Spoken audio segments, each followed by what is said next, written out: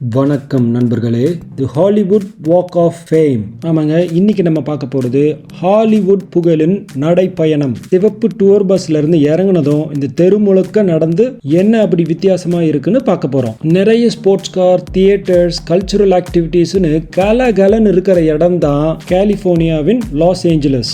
உலகில் உள்ள பல இடங்களுக்கு சென்று வித்தியாசமான வீடியோக்களை பார்க்க லைக் பண்ணுங்க, சப்ஸ்கிரைப் பண்ணுங்க. ஹாலிவுட் வாக் ஆஃப் ஃபேம்ங்கிறது 1958 இருந்து டூரிஸ்டுகளை கவரும்படி பல விஷயங்களை படிப்படியா செஞ்சுக்கிட்டு வராங்க. முக்கியமா இங்க இருக்கக்கூடிய ஹாலிவுட் புலிவார்ட் மற்றும் வைன் ஸ்ட்ரீட்டில் 2700க்கும் மேலான பிராஸ் ஸ்டார்ஸ் பதிவு செஞ்சிருக்காங்க. எங்க நம்ம நடந்து போற பாதையிலே கீழே பார்க்கக்கூடிய ஒவ்வொரு ஸ்டாரும் ஹாலிவுட் கலைஞர்களின் நினைவு சின்னமாக வைக்கப்பட்டுள்ளது. எல்லாருக்கும் இந்த வாய்ப்பு கிடைக்கிறது இல்ல. தேர்ந்தெடுத்த சிலர் இந்த என்டர்டைன்மெண்ட் இண்டஸ்ட்ரியில இருக்கக்கூடிய படம், தொலைக்காட்சி, ரேடியோ இல்லனா லைவ் தியேட்டர் மற்றும் ரெக்கார்டிங் கலைஞராக பெரிய அளவில் சாதித்திருக்க வேண்டும். அத்துடன் 5 வருஷமாவது இந்த தொழில இருந்திருக்கணும். அப்படியே ஒரு புது ஸ்டார் சேர்க்கக்கூடிய செலவாக $40,000 தரக்கூடிய அளவுக்கு ஒரு ஸ்பான்சரும் இருக்கணும். கோடி கோடியா சம்பாதிக்கக்கூடியவங்களுக்கு $40,000 எல்லாம் ஒரு விஷயமான்னு கேக்குறீங்களா? கண்டிப்பாங்க. பெரிய அளவுல சம்பாதிக்கிறவங்க நிறைய பேர் இருந்தாலும் திறமையான கலைஞர்கள் பல பேருக்கு அந்த அளவுக்கான தொகைகள் வர்றது கிடையாது. உதாரணத்துக்கு சில ஸ்டாருங்களை பார்ப்போமா? அடட, என்னுடைய சின்ன வயசு ஃபேவரட் கேரக்டர் மிக்கி மவுஸ். அடுத்தது யாரை பார்க்கலாம்? அட, உலக புகழ் பெற்ற மைக்கேல் ஜாக்சனே இங்கே தான் இருக்கிறாரு.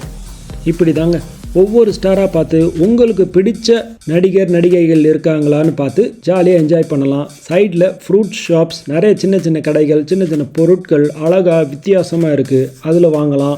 நமக்கு ரொம்ப பிடிச்ச கேரக்டருங்களை மாதிரி யாராவது இங்கே கண்டிப்பாக ட்ரெஸ் பண்ணிட்டு வந்திருப்பாங்க, அவங்களோட வந்து ஃபோட்டோ எடுத்துக்கலாம். Hello blue Mickey and red Mickey. அதே மாதிரி வேறு யார் இருக்காங்கன்றதையும் பார்க்கலாம். இங்கே பார்க்குற மாதிரி ஃபேமிலியோடு வந்து ஹாலிவுட் ஆஸ்கர் அவார்டுங்களோடையும் ஃபோட்டோ எடுத்துக்கலாம். அடுத்து ஒரு அற்புதமான இடம் வந்திருக்கு. இது பேர் மேடம் டொசைட்ஸ் வேக்ஸ் மியூசியம். இதுக்கு முன்னாடி நீங்கள் பார்த்துருந்தீங்கன்னா உங்களுக்கு புரியும் இது எவ்வளோ தத்ரூபமாக பண்ணியிருப்பாங்கன்னு. பார்க்காதவங்களுக்கு இப்போ பாருங்க, ஜஸ்ட் ஒரு குவிக் சாம்பிள் இங்கே இருக்கிறத நான் காமிக்கிறேன். லேக்கர்ஸ் டிஷர்ட் நம்பர் 24ன்னு சொன்னாலே அது கோபி பிரைன் என சொல்லும்படி மிகவும் புகழ்பெற்ற பேஸ்கெட் பால் பிளேயர் தான் இவர். 2020 ஒரு ஹெலிகாப்டர் ஆக்சிடென்ட்டில் தவறினார். மேடம் டூசாட்ஸ் வேக்ஸ் மியூசியம்ங்கிறது ஒரு பிரைவேட் கம்பெனி. 1835 முதல் வேக்ஸ் மியூசியம் லண்டனில் திறக்கிறாங்க. வேறு இடத்துக்கு மாற்றுறாங்க. அப்புறம் ஃபயர் ஆக்சிடென்ட் ஆகுது.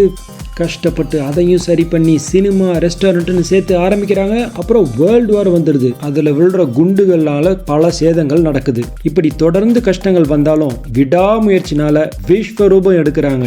வெற்றி நடை ஆரம்பிக்குது.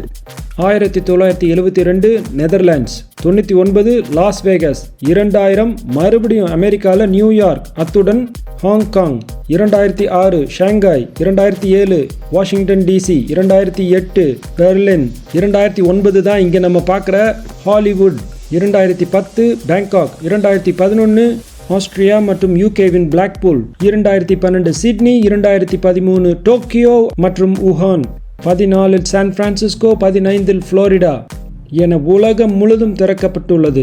சும்மா இல்லைங்க, 250 வருடத்திற்கான பாரம்பரியம் இது. வாழ்க்கையில் எவ்வளவு கஷ்டம் வந்தாலும் விடாமுயற்சியுடன் நம்ம முயற்சி செய்தால் கண்டிப்பாக வெற்றி கிடைக்கும் அப்படிங்கிறது இந்த கதை உங்களுக்கு ஞாபகமாக உறுதுணையாக இருக்கும்னு நாங்கள் நம்புகிறோம்.